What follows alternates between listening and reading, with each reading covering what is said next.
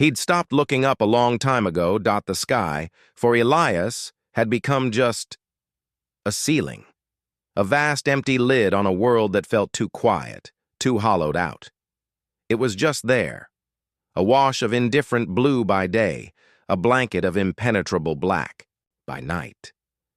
He used to know the constellations, used to be able to trace the stories his wife, Ilara, had told him were written in the stars.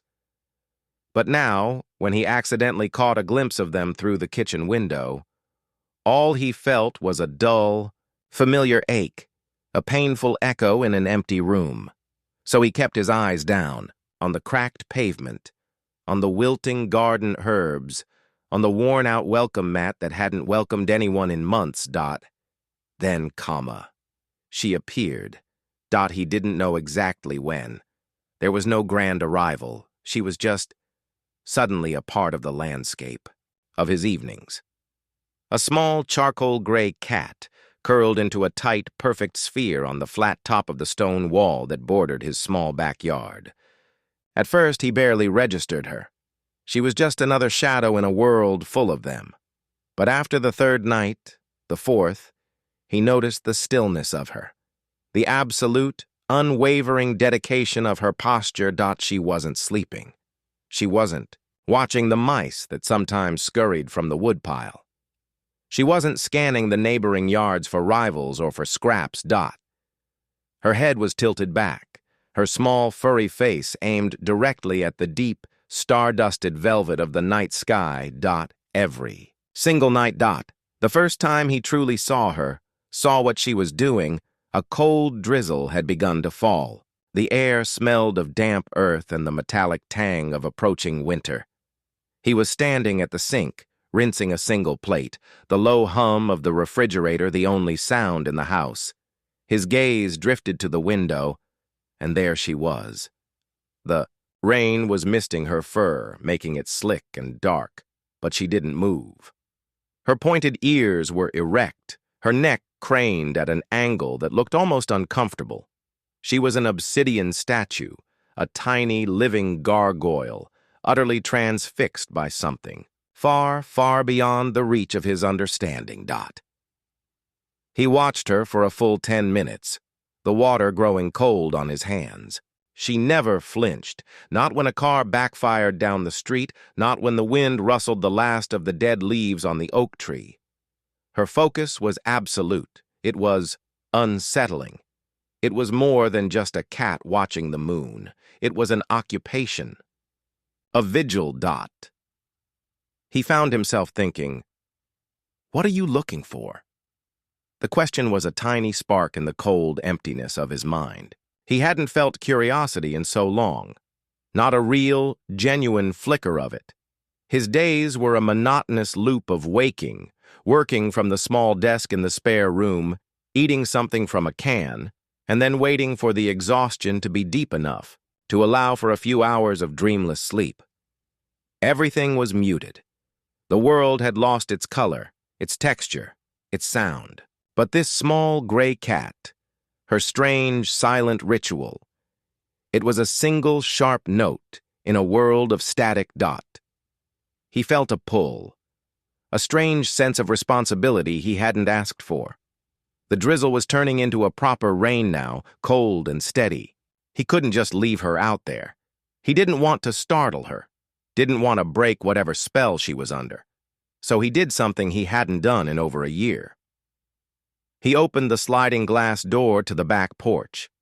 The screech of the unoiled wheels sounded obscenely loud in the quiet night. The cat's head whipped around. For a split second, two luminous, pale green eyes locked onto his.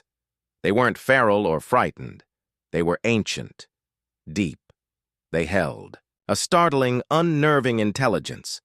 And then, just as quickly, she was gone. A fluid shadow melting into the deeper shadows of the bushes. He stood there for a moment, the cold rain spraying his face, the ache in his chest flaring up, sharp and sudden. He'd scared her away. Of course he had. That's what he did. He was a ghost in his own life, and his presence was enough to make even the stray things flee. He slid the door shut, the sound of it locking, clicking with a grim finality. But the next evening, as dusk bled across the horizon, painting it in bruised shades of purple and orange, she was back, in the exact same spot, on the exact same stone. Her head tilted back, her gaze fixed on the first pinpricks of stars appearing in the twilight. This time, he didn't open the door. He just watched. He started to see the details, the way her whiskers would sometimes twitch, as if catching a scent on a celestial wind, the way her ears would pivot, ever so slightly as if listening to a frequency he couldn't hear. She wasn't just looking. It felt more active than that. It felt like she was reading something, like she was mapping the heavens with a sense he didn't possess. A week went by like this. A silent, one-sided companionship. Him, inside, watching from the window. Her, outside, watching the cosmos. He started to look forward to it. It was the only punctuation mark in his long, rambling sentence of a day. The moment when the little gray astronomer would take up her post. One night, the air was bitingly cold. Frost had started to form on the edges of the window pane, a delicate, crystalline lace. He could see his own breath fogging the glass. He watched her, and for the first time, he saw a shiver rack her small frame. A tiny, involuntary tremor. It was a crack in her stoic facade. A reminder that she was a creature of flesh and blood, of fur and bone, exposed to the elements. The familiar hollow in his chest shifted into something else. Not pity, exactly. More like a resonance. He knew that cold. He lived with a version of it inside him every day. Without thinking, he went to the pantry. He found an old ceramic bowl, a small one with a faded blue floral pattern. Ilara had bought a set of them at a flea market years ago. He'd packed most of her things away, but a few pieces remained, ghosts in the cupboards. He filled it with fresh water and opened the door, slowly this time, trying to make as little noise as possible. He set the bowl down on the top step of the porch, a safe distance from her wall. She heard him, of course. Her head turned, those luminous eyes fixing on him again. He held her gaze for a beat, trying to project something. Calmness, he hoped. He wasn't a threat. He retreated back inside, sliding the door almost closed, leaving just a crack so he could watch. She didn't move for what felt like an eternity. The silence stretched, thin and fragile. The night deepened. He was about to give up, to close the door and chalk it up to a failed attempt at connection when she finally moved. It was a slow, deliberate motion. She unfolded herself from her crouch, stretched one leg, then the other, and hopped down from the wall with impossible grace. She padded silently across the frost-kissed grass, her paws making no sound. She approached the bowl with suspicion, her body low to the ground. She sniffed at the water, then at the air around it. She looked up at the crack in the door, directly at him. He held his breath. It felt like a negotiation. A test. Then comma. She lowered her head and took a long, deep drink. A warmth spread through Elias's chest, a feeling so foreign he almost didn't recognize it. It was a fragile, tender thing. Hope, maybe. He watched until she was finished. She licked her lips, gave him one last, lingering look, and then, instead of returning to her wall, she walked to the edge of the porch, near the steps, and settled there. She didn't curl up. She sat, prim and alert, and resumed her watch of the sky. She was closer now. The next night, he put out a small plate of tuna. She ate it with a quiet dignity and once again settled on the porch instead of the wall. This became their ritual, their unspoken agreement. He would provide a small comfort, a buffer against the world's harshness, and she, in return, would, well, she would just be there. She would continue her strange, celestial vigil, but she would do it in his orbit. He started talking to her, his voice a low, rusty murmur through the glass. "What's so interesting up there, huh?" he'd ask, his words fogging the pain. "See anything I'm missing?" She would just twitch an ear, her focus unbroken. He found himself looking up more too, not at first, but when he'd watch her, he'd follow the line of her gaze. He started to see the sky through her eyes. He noticed the slow, majestic crawl of the moon. He saw the way the constellations shifted, just a little, each night. He found Orion, his belt a familiar, comforting anchor in the vastness. Ilara had loved Orion. She said he was the sky's great protector. Seeing it now didn't bring the usual searing pain. It was softer, a dull, melancholic glow like a distant star. He remembered a night, years ago, when they'd laid a blanket in this very yard, and Ilara had traced the myths in the sky with her finger, her voice full of wonder. "They're not just burning gas, Eli," she had whispered, her head on his chest. "They're stories, they're memories, they're proof that even after something dies, its light can travel for millions of years to reach us, a reminder that nothing is ever truly gone." He'd forgotten that. He'd let the darkness convince him that everything was gone. The cat, with her unwavering upward gaze, seemed to be disagreeing. She seemed to be insisting that there was something up there worth watching, something worth waiting for. One evening, a thick bank of clouds rolled in, obscuring everything. The sky was a flat, oppressive gray ceiling, even darker than usual. There were no stars, no moon, nothing. He set out her food, expecting her not to come, or if she did, to just eat and leave. What was there to watch, after all? But she came. She ate her food, drank her water, and then took up her usual spot on the porch. And she stared up at the blank, empty sky with the same rapt intensity as she did on the clearest of nights. That's when he knew. It wasn't just about what she could see. She was looking for something she knew was there, whether it was visible or not. She was keeping watch. She had a purpose. And that night, she did something new. After staring at the impenetrable clouds, for an hour she turned her head. She didn't look towards the door. She looked right at him, through the glass. She held his gaze, and for the first time, she gave a slow, deliberate blink. He'd read somewhere that a slow blink was a sign of trust in a cat, a kiss with their eyes. He felt the breath catch in his throat. He slowly, carefully, blinked back. She held his gaze for another moment, then turned her face back to the sky. But something had changed. The space between them, the thick glass of the door and the colder air of the night, it felt thinner somehow. It was no longer just his ritual of watching her. It had become their ritual. A quiet alliance had been forged between the man who had stopped looking up and the cat who did nothing else. Something had begun. You quote Rahir, listening, and that means more than you know.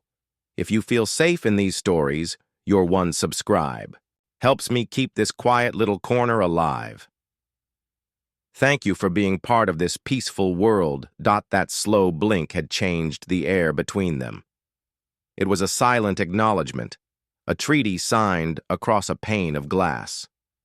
After that night, the space Elias kept between his world and hers began to shrink, almost imperceptibly at first, like a glacier melting one drop at a time.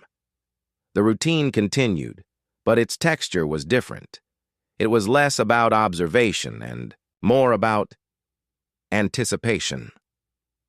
He found himself rushing through his solitary dinner, his eyes flicking to the darkening window, waiting for that familiar charcoal shape to resolve itself against the fading light on the stone wall. She started waiting. For him, too. Have you ever had an animal wait for you? Even when you didn't ask them to? It's a strange and humbling feeling.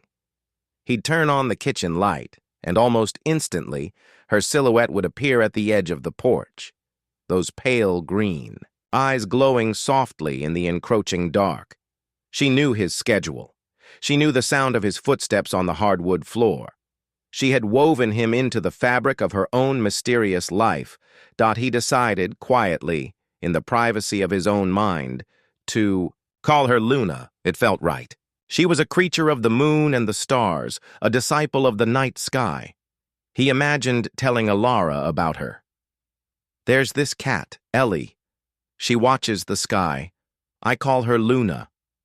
He could almost hear his wife's soft laugh, could feel the phantom warmth of her hand on his arm. The thought didn't bring the usual gut punch of grief. It was softer now, a bittersweet echo. Luna, in her quiet, persistent way, was making it possible for him to access these memories without shattering Dot. The days grew shorter, the nights longer and colder. The first hard frost arrived, blanketing his small yard in a brittle, shimmering coat of white. The sound of Luna's paws on the frozen grass was different now, a delicate, crisp crunching. He worried about her, about the cold seeping into her small body. He found an old, thick wool blanket in the hall closet, one they used to take on picnics. It still smelled faintly of Alara's perfume, a ghost of lavender and vanilla.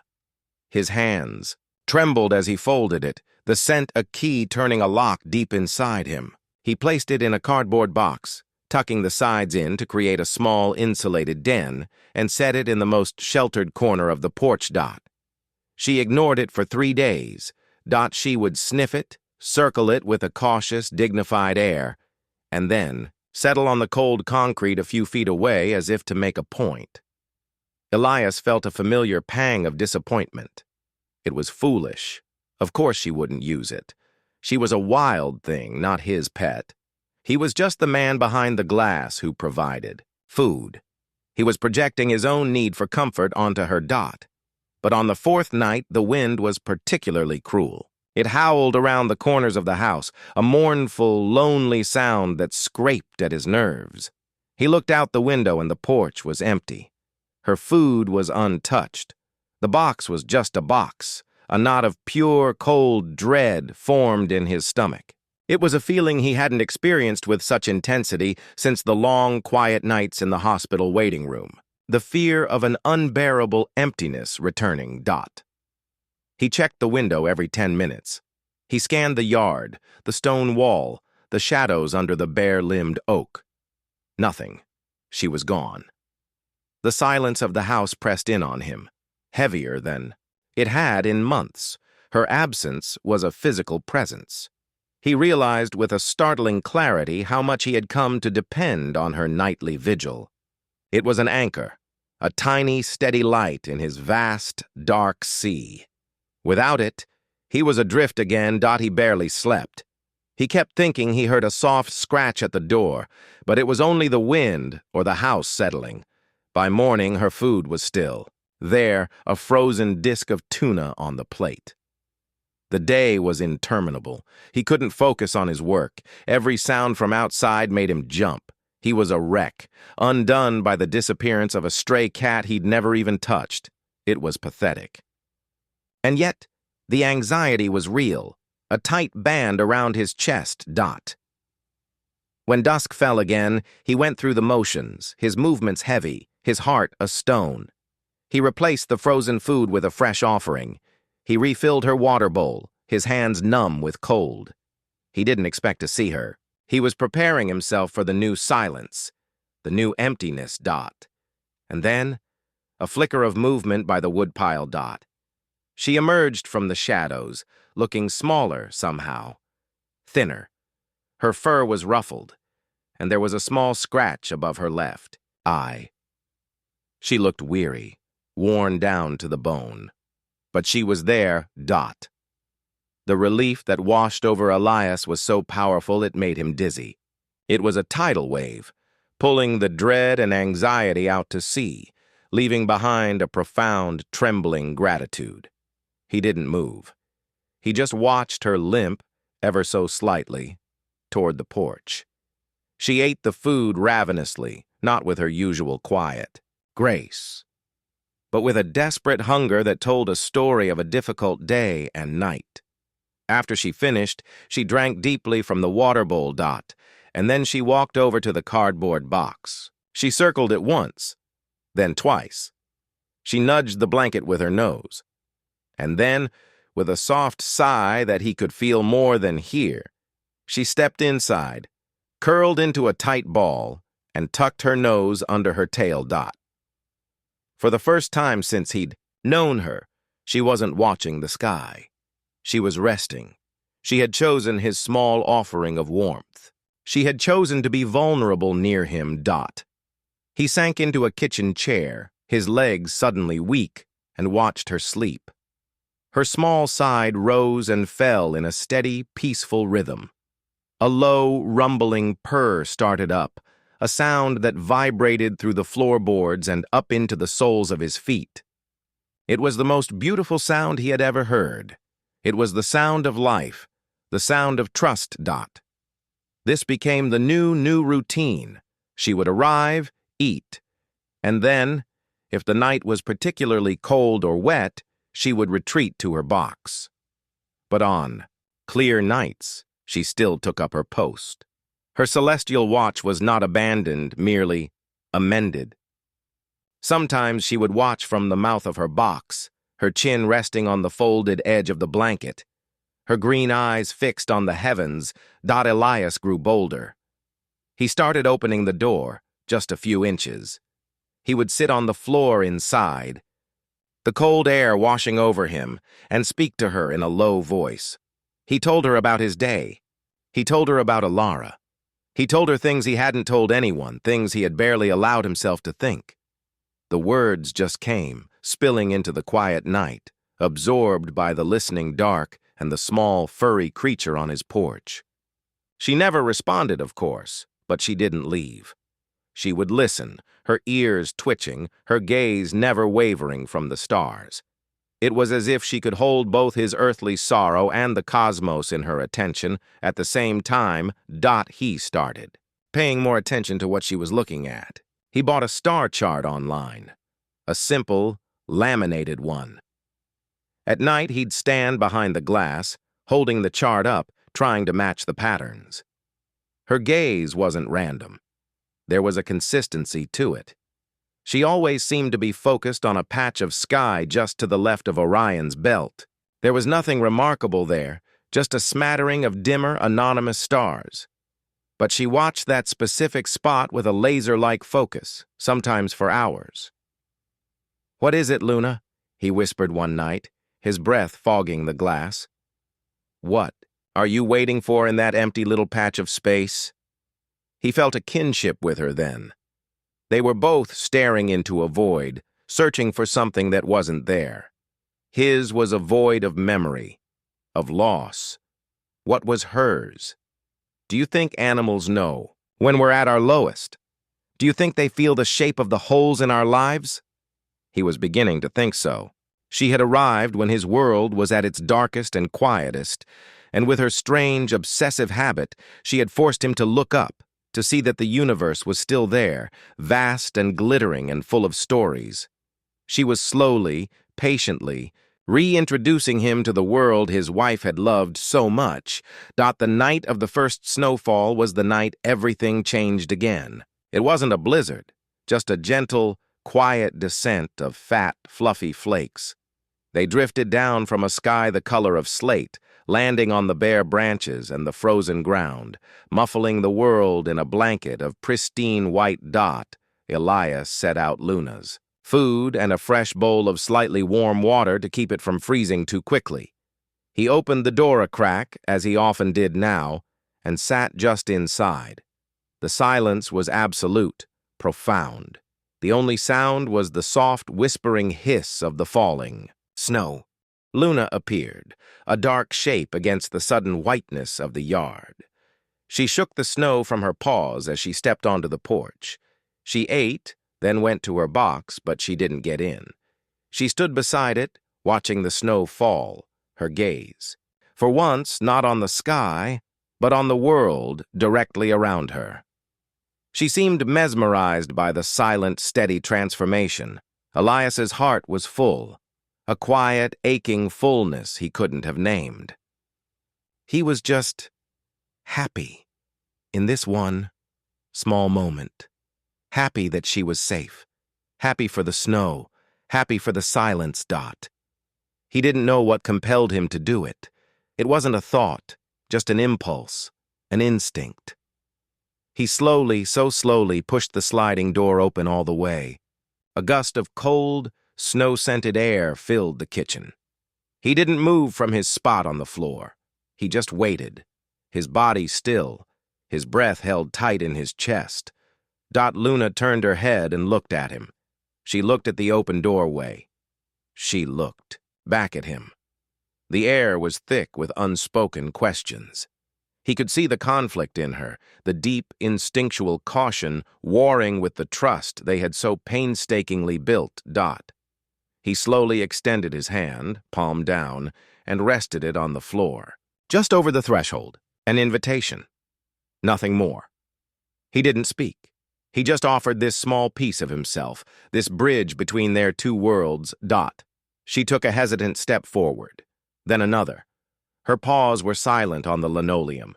She stopped just out of reach of his fingers, her whiskers twitching as she tasted the warm air of the house. He could see the individual snowflakes melting on her fur, turning into tiny, glistening jewels.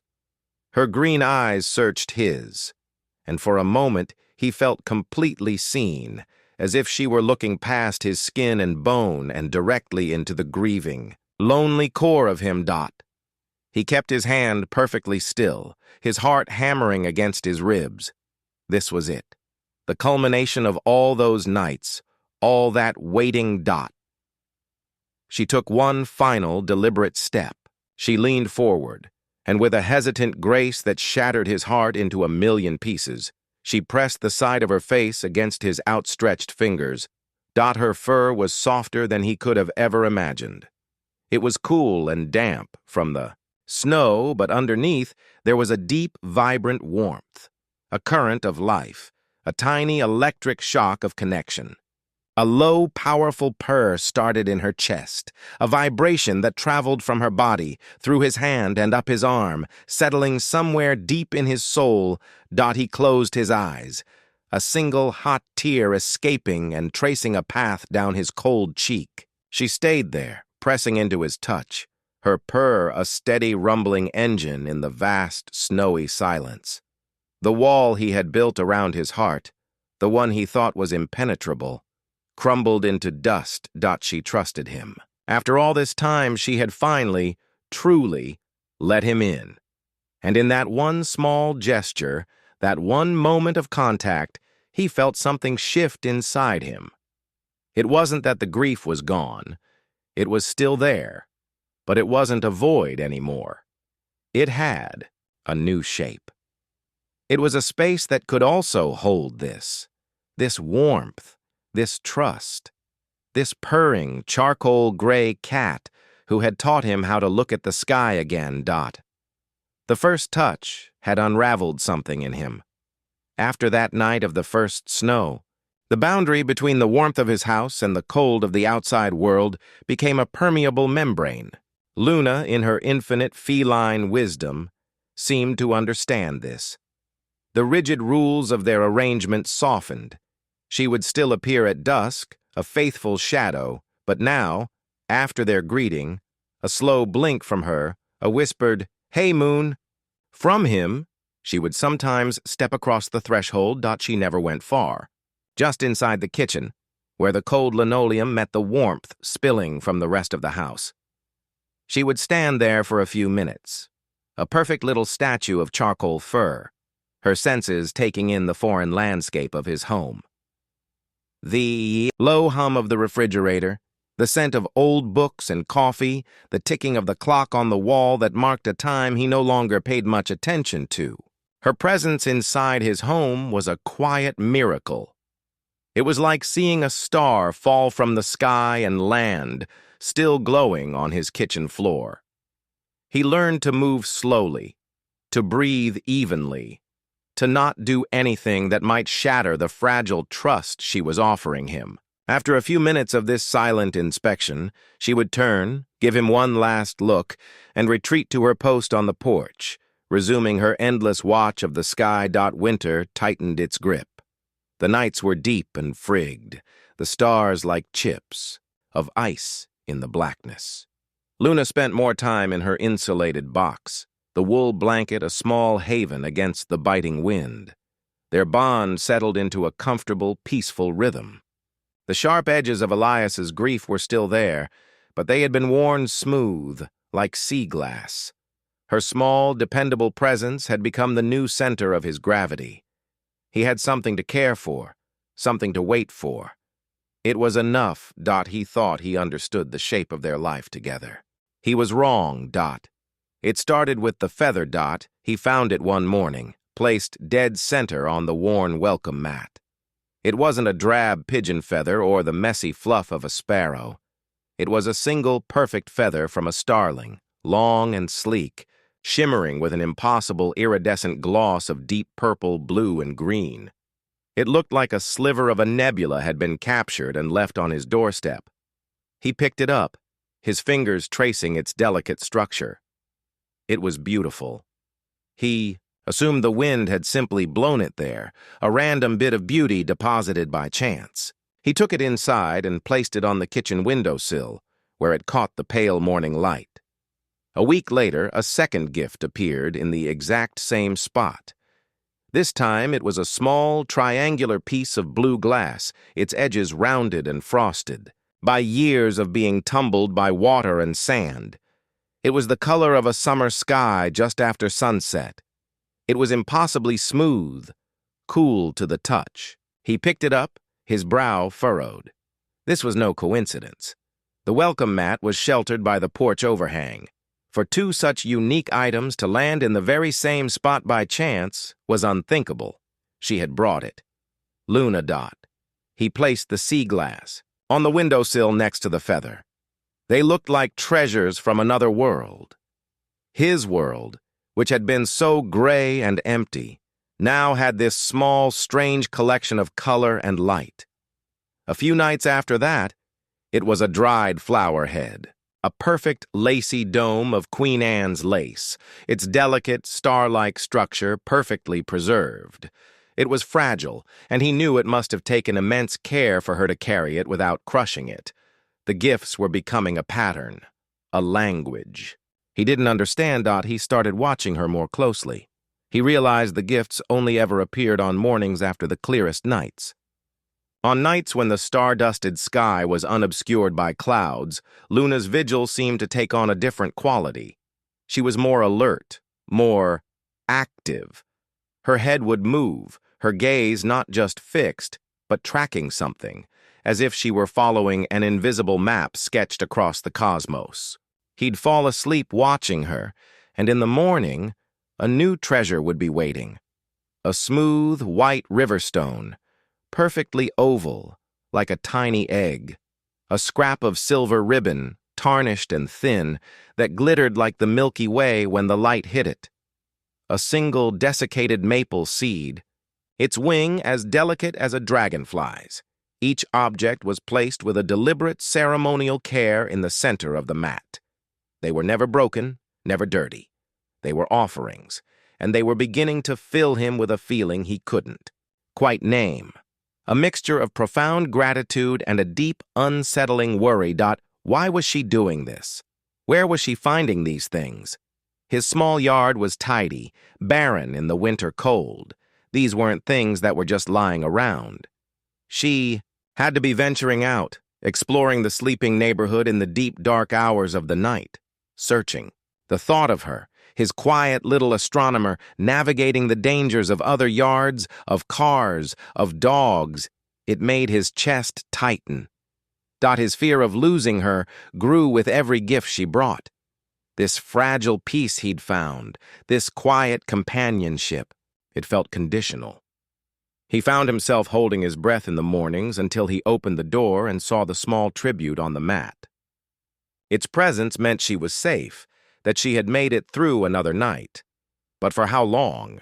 This new behavior, this strange, nocturnal questing, it felt like she was trying to tell him something, and the urgency he felt from her was growing. One night, A brutal cold snap descended.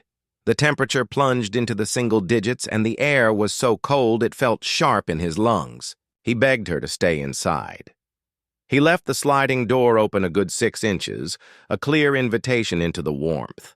She ate her food, stepped inside for a moment to groom her paws, and then, despite his soft pleas, she turned and went back out, into the freezing night.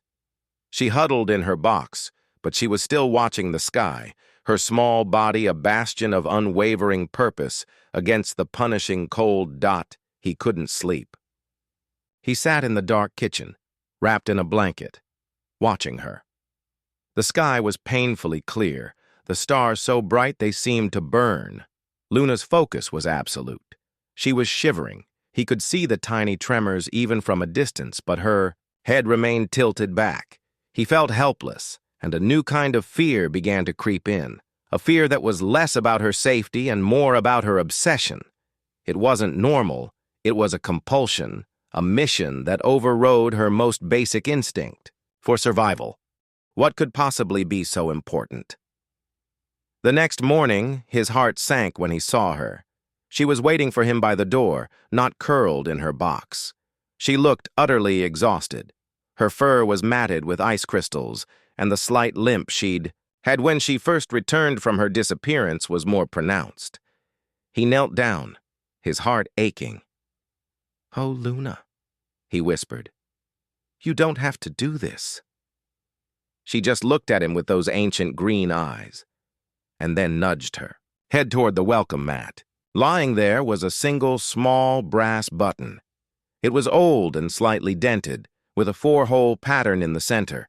It was utterly ordinary, and yet it felt like the most significant gift of all, because it was a piece of the human world, something lost, something forgotten. Something that had once held 2 pieces of fabric together. He picked it up, his thumb rubbing over its cool, smooth surface. She had endured a night of brutal, dangerous cold to bring him this. A button. The absurdity and the profound tenderness of the gesture overwhelmed him. This can't go on, he thought. Whatever this is, it's going to kill her. His quiet contentment had curdled into a constant low-grade anxiety. He loved their rituals, but he was beginning to dread the mornings, dread what he might find, or fail to find, on his doorstep. He had to understand. He had to know where she went, what she was doing. He felt like he was on the edge of a great precipice, and he didn't know if he was looking at a miraculous discovery or a heartbreaking tragedy. The shift came on a Thursday. The sky had been overcast for days, a thick gray lid that mirrored the gloom in his own heart. Luna had been subdued. She still came for her food, still spent time on the porch, but with the stars hidden, her vigil was muted. She seemed to be waiting. Conserving her energy, then, that evening, the clouds broke. As dusk fell, the wind picked up and tore the gray blanket of clouds to shreds, revealing a sky of stunning crystalline clarity. The moon was a sharp crescent, and the stars emerged with a fierce, brilliant intensity. Elias felt it in the air. A change. A charge of electricity. When Luna appeared, she was different. There was a thrumming energy about her, a coiled alertness in her posture. She barely touched her food. She paced the length of the porch, her tail twitching, her gaze already fixed on that familiar patch of sky to the left of Orion. He watched her, a knot of apprehension tightening in his gut. This was it. This was a night for questing. He stayed up late, watching her from the window. She was a silhouette of pure, unadulterated focus. Around midnight, she suddenly stood up. She stretched, her back arching, and then, without a single look back at the house, she hopped off the porch and melted into the darkness beyond the fence. He knew then. He couldn't just wait until morning. The next few hours were agony. The clock on the wall ticked with an excruciating slowness. 1 a.m., 2 a.m. He paced the kitchen, making endless cups of tea he never drank. Every creak of the house, every rustle of the wind was her, returning. But she never came, Dot. Just before 3 a.m., when the night is at its deepest and most silent, he saw her. A flicker of movement at the edge of the yard. She was limping badly now, her steps labored, but she was carrying something in her mouth. She made her way to the porch, to the welcome mat, and gently deposited her fine Dot. He rushed to the door, his heart in his throat, and slid it open. He expected to see her retreat, to give him his space to collect the offering Dot, but she didn't. She stood there beside the object on the mat and looked up at him. She was trembling, whether from cold or exhaustion or something else. He couldn't tell. Her eyes, luminous in the porch light, held an expression of such raw, desperate urgency that it stole the breath from his lungs, Dot. And then, she did something she had never, ever done before. She opened her mouth, and a sound came out. It wasn't a purr or a hiss. It was a soft, plaintive cry, a single questioning syllable that was packed with a universe of meaning. Meow. It was a plea, a question, an instruction Dot he looked down at, the object she had brought. It was a small, tarnished silver locket, shaped like a heart. It was covered in dirt, and the chain was broken. It was the kind of thing that could have been lost anywhere, at any time. Except he knew it. A cold dread, mingled with a shocking bolt of recognition, washed over him. He'd seen it before, years ago. In Ilara's jewelry box, Luna looked at the locket, then back up at him, her gaze unwavering. Then she turned. She didn't go to her box or to her water bowl. She walked, slowly, deliberately, to the edge of the porch steps, down onto the frozen lawn, and stopped at the very edge of the shadows where the yard met the wild, untended woods behind his property, Dot. She stopped, and she looked back at him, her form a small gray question mark in the moonlight. Dot, she was waiting for him. Dot, she was asking. Him to follow Dot for a long moment. Elias couldn't move. He stood frozen in the open doorway, the freezing night air rushing in, a stark contrast to the sudden boiling heat in his veins. The world had tilted on its axis. The sight of the locket, that specific heart-shaped locket with the tiny, forgotten dent on its left side, had short-circuited his brain. It wasn't possible. It was a ghost, a relic from a buried life.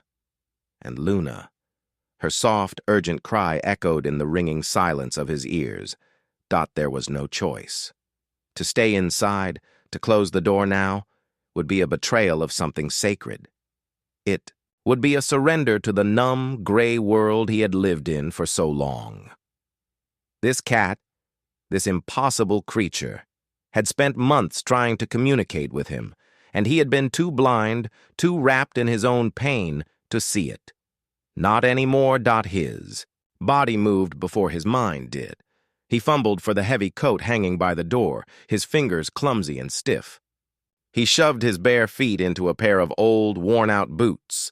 He grabbed the heavy-duty flashlight from the utility drawer, its metal casing cold and solid in his trembling hand. He didn't think about the dark. He didn't think about the cold. He thought only of the small gray shape waiting for him at the edge of the shadows, a silent, patient guide to a mystery he now desperately needed to solve. He stepped outside, pulling the door shut behind him. The click of the latch felt like a point of no return. Luna, seeing him emerge, gave a soft flick of her tail and turned, melting into the tangled darkness of the woods that bordered his property. "Wait," he breathed, his voice a ragged puff, of white in the flashlight beam. "Luna, wait for me." He followed. The ground was hard and uneven, covered in a treacherous layer of frozen leaves that crunched and shattered under his boots like glass. The beam of his flashlight cut a shaky, nervous tunnel through the absolute dark. Skeletal trees clawed at the night sky, their bare branches tangled together like a mess of wires. The air was still and bitingly cold, smelling of damp earth, decaying wood, and snow. It was a dead, sleeping world. And he was walking right into the heart of it. Luna was a phantom ahead of him.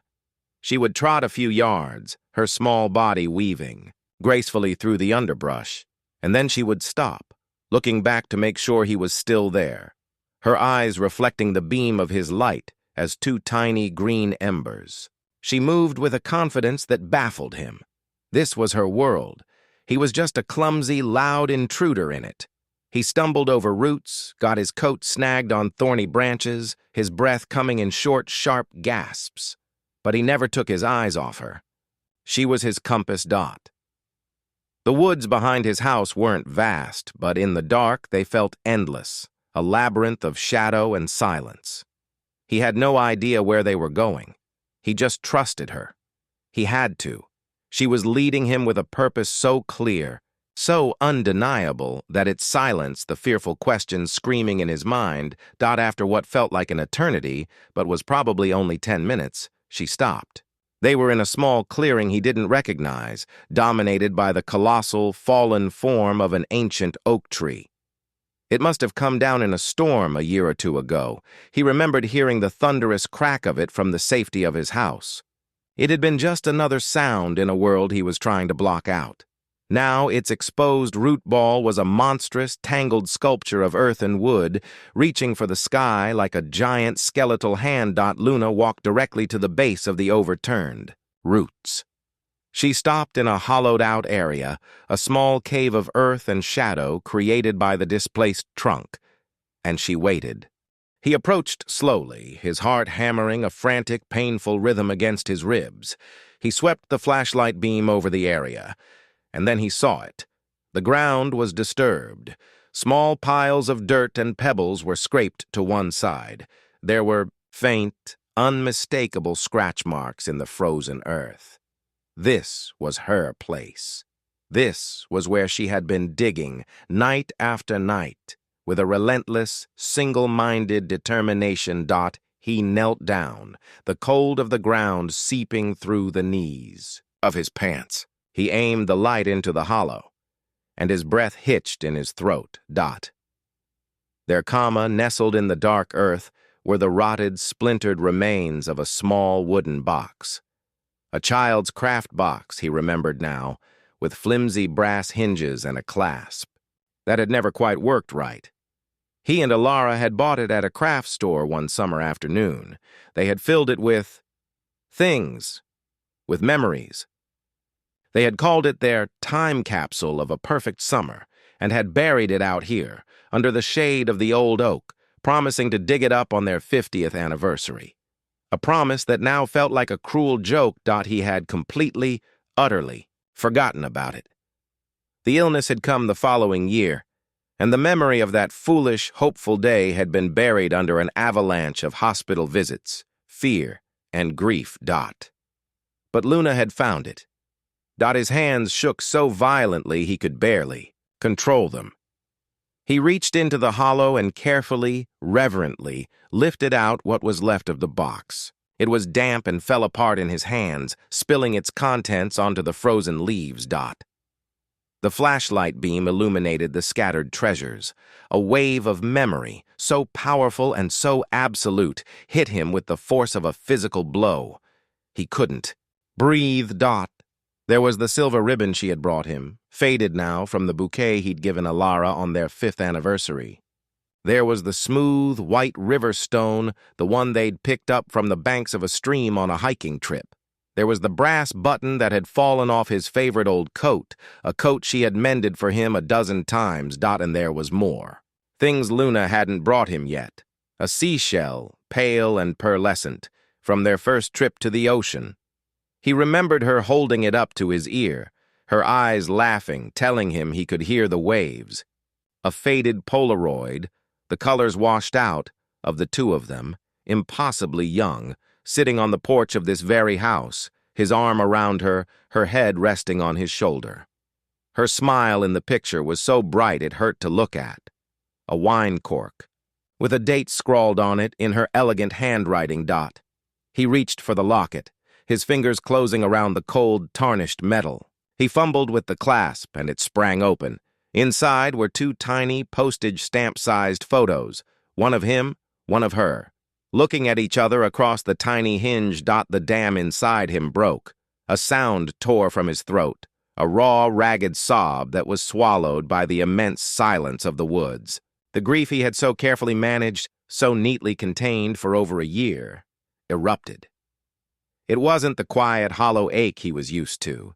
It was a violent, cleansing storm. Tears streamed down his face, hot against his frozen skin, blurring the beam of the flashlight. He hunched over the scattered remnants of his lost life, his whole body shaking with the force of his sorrow. He cried for her. He cried for the future they would never have. He cried for the man he had been when they buried this box, a man so full of hope he couldn't imagine a world without her in it. He was so lost in his anguish, he didn't notice the soft presence beside him until he felt a gentle, insistent pressure. Against his trembling hand, he looked down. Luna was there. She hadn't run from his outburst. She was sitting right beside him, her small body a solid point of warmth in the freezing dark. She looked up at him, her green eyes seeming to hold all the wisdom and sorrow of the world. Then, she pushed her head firmly into his palm, leaning into him, with her entire weight. He instinctively curled his fingers into her soft, thick fur. And then she began to purr. It wasn't the quiet, sleepy rumble he sometimes heard on the porch. It was a deep, resonant, powerful sound, a vibration that traveled up his arm and into his chest, a steady, rhythmic thrum of life that seemed to push back against the crushing weight of his grief. She stayed there, her head pressed into his hand, her purr a constant, unwavering anchor in his storm. She was not just a cat. She was a witness, a comforter. She had led him to this unbearable pain, yes, but she hadn't left him alone in it. She was here. She was staying.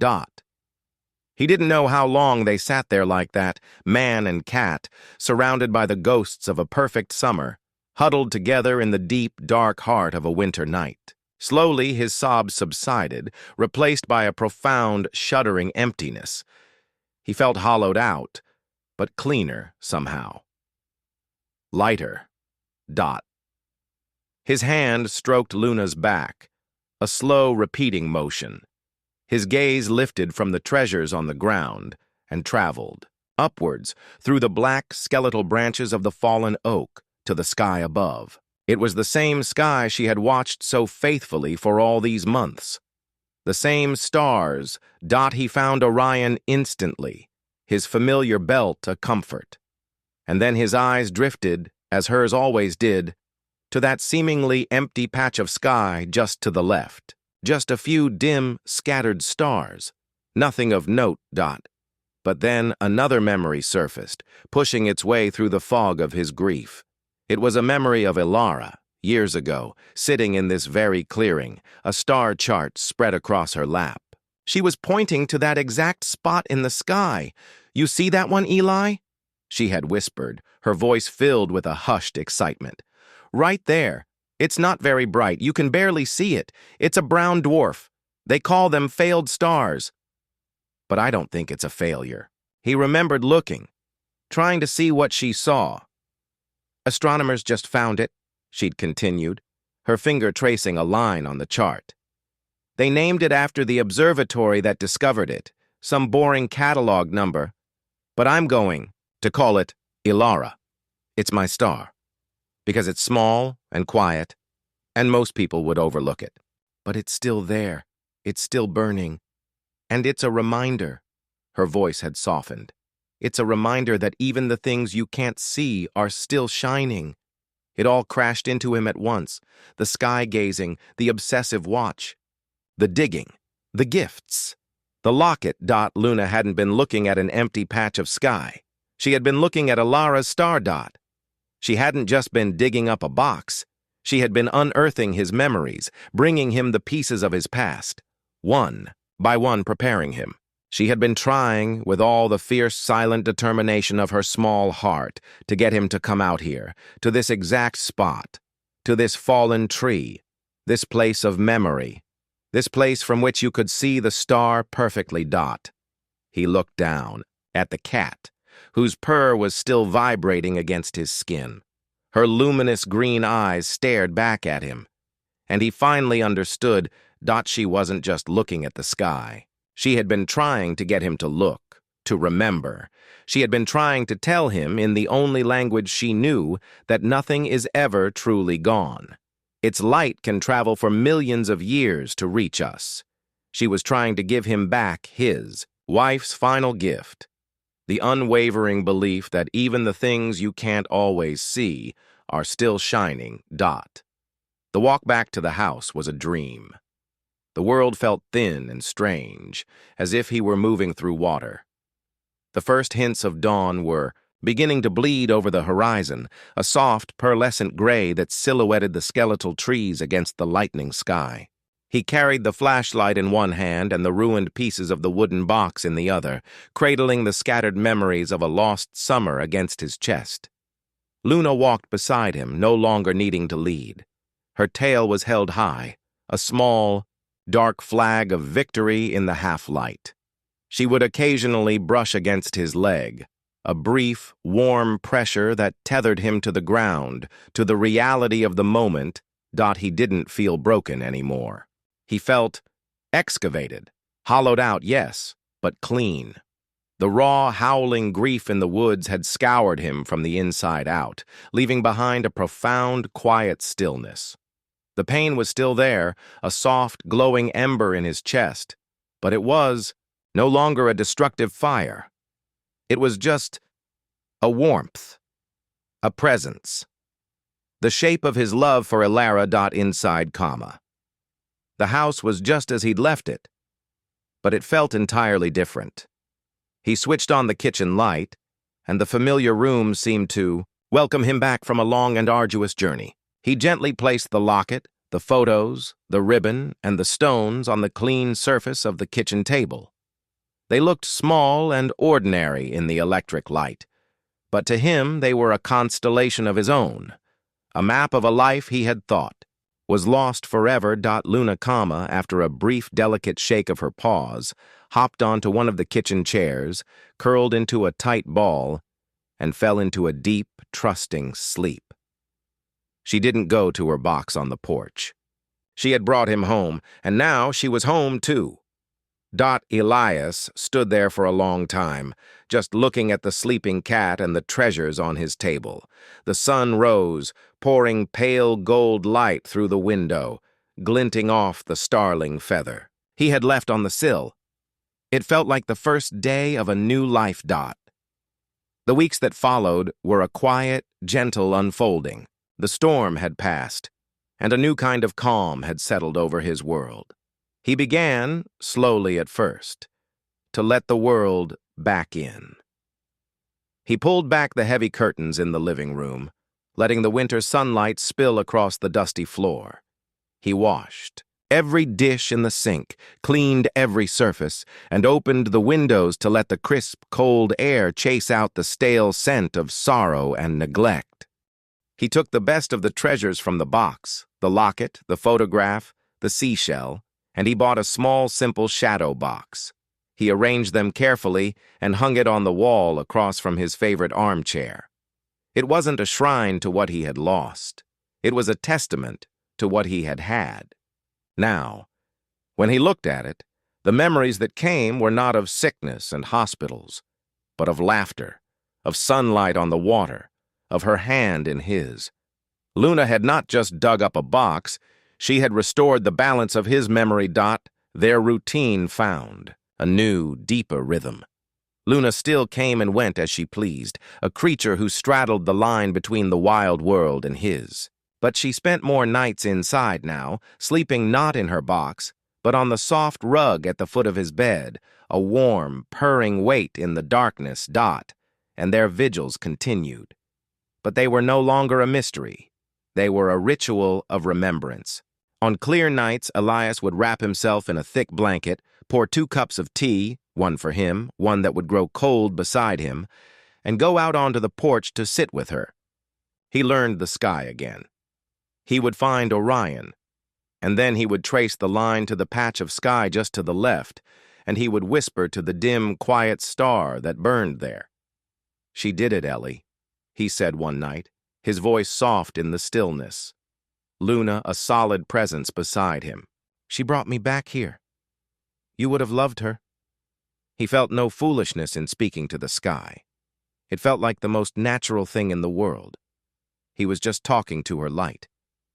And he knew, with a certainty that settled deep in his bones, that she could hear him. Luna would sit with him, her gaze fixed on the same point as if she were standing guard over their conversation. She was the messenger, the conduit, the furry, green-eyed priestess of their celestial connection.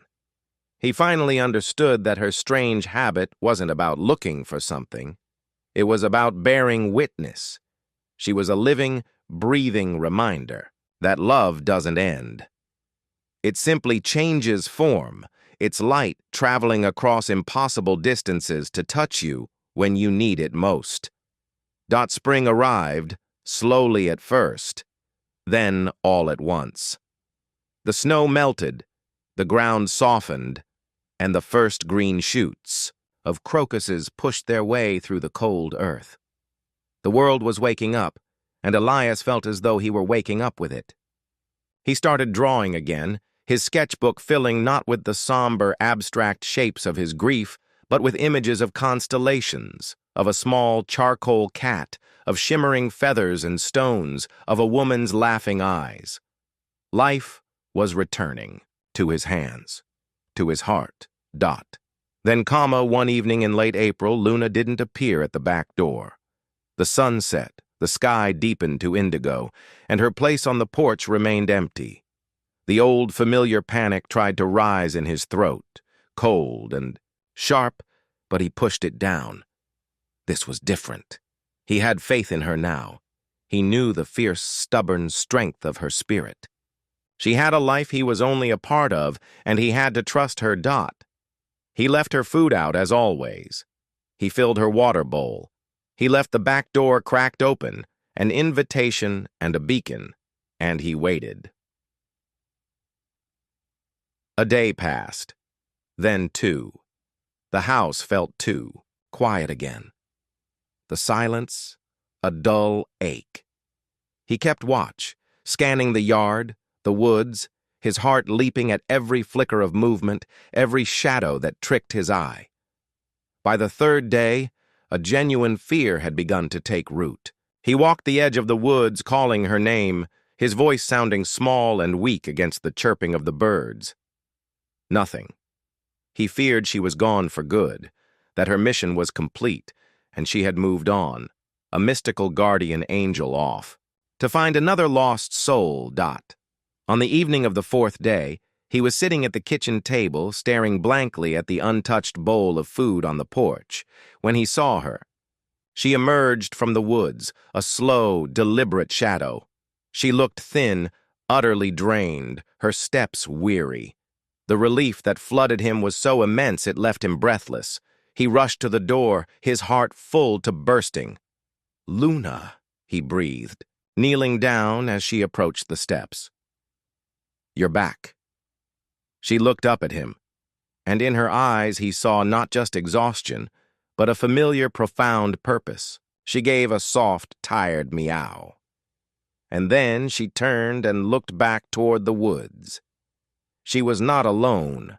Hesitantly, a tiny, stumbling creature emerged from the shadows of the tree line. A kitten. A perfect miniature replica of Luna, with the same charcoal gray fur, the same delicate build. But where Luna's eyes were a pale, ancient green, this kitten's were a startling, brilliant blue, the color of a clear morning sky. Luna nudged the kitten forward with her nose, guiding it across the lawn, a slow, patient procession. Elias remained kneeling, his body perfectly still, not daring to breathe. This felt sacred. Holy Dot. The kitten, emboldened by its mother, trotted the last few feet to the porch. It stopped at the bottom step, right in front of Elias. It was so small. Its fur was a downy fluff, its movements still clumsy and uncoordinated. And it did something that shattered the last remaining pieces of Elias's broken heart and put them back together, whole and new. Dot. It sat down, tilted its tiny head back, and looked up. Dot. But it wasn't looking at the stars. They weren't even out yet. It craned its little neck, its bright blue eyes ignoring the trees, the house, its mother. It looked directly up into Elias's face, a look of pure, unwavering, and absolute trust. Dot, this was it. The final gift. Dot, Luna had spent a year guiding Elias's. Gaze from the ground up to the heavens, teaching him how to find his wife's light in the vast, lonely darkness. And now, she had brought him this, a new life, a new soul, a new reason to look down again. She had brought him a creature that looked not at the stars for comfort, but at him. Dot. He slowly, carefully, reached out his hand. The kitten didn't flinch. It leaned forward and bunted its tiny, fuzzy head against his fingers, a miniature echo of the first time Luna had trusted him. A tiny, rumbling purr, as soft as the hum of a bumblebee, started in its chest. Dot. Elias looked at Luna, who was watching. Them, her green eyes soft with a look of completion. Her work was done. She had not just saved him from the crushing weight of his past. She had given him a future. She had brought him full circle, from grief to remembrance, and now, to a new beginning. Love, he realized, is the most stubborn thing in the universe. It doesn't die. It doesn't fade. It just waits. It waits for an opening. It can be found in a box buried under a tree, or in the light of a star millions of miles away. And sometimes, if you are very, very lucky, it shows up on your doorstep on 4 tiny paws, looks you right in the eye and tells you it's time to start again. He carefully scooped up the kitten in one hand, its warmth a fragile, precious thing, and with the other, he stroked Luna's weary head. The 3 of them stood there on the porch as the first stars began to appear in the twilight sky, a small, unlikely family bound together by a love that was stronger than death and as infinite as the cosmos. You stayed till the end. Thank you. If it felt like a soft hug or a warm purr in your heart, subscribing lets me bring you more moments like this.